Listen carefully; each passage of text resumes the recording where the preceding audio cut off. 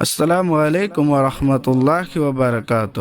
دوستو، میں امید کرتا ہوں کہ آپ لوگ خیریت سے ہوں گے۔ اللہ پاک ہم سب کو سلامت رکھے، خوش رکھے۔ دوستو، میں آپ سب سے ایک گزارش ہے کہ آپ سب ہمارے چینل پر پہلی بار آئے ہیں تو ہمارے چینل کو سبسکرائب کرے اور ہمارے ویڈیو کو لائک کرے اور زیادہ سے زیادہ شیئر کرے۔ چلیے شروع کرتے ہیں۔ بسم اللہ الرحمن الرحیم۔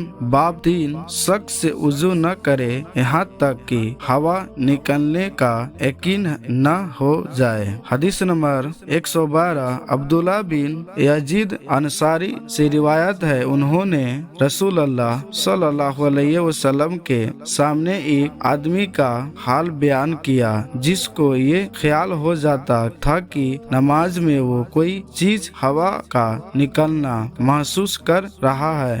آپ نے فرمایا وہ نماز سے اس وقت تک نہ پھرے جب تک ہوا نکلنے کی آواز یا بن پائے۔ فائدے: مقصد یہ ہے کہ نماز کو جب تک اپنے بے وضو ہونے کا یقین نہ ہو جائے نماز کو نہ چھوڑے۔ اس حدیث سے یہ بات بھی معلوم ہوئی کہ کوئی یقینی معاملہ صرف شک کی وجہ سے مسخ نہیں ہوتا اور کسی چیز کو بلا وجہ شک اور شبہ کی نظر سے دیکھنا جائز نہیں۔ حدیث نمبر 112، صحیح بخاری۔ السلام علیکم ورحمۃ اللہ وبرکاتہ۔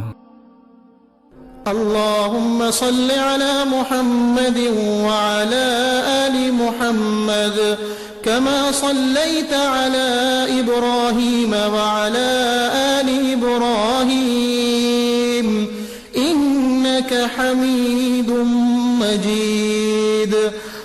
اللهم بارك على محمد وعلى آل محمد كما باركت على إبراهيم وعلى آل إبراهيم إنك حميد مجيد۔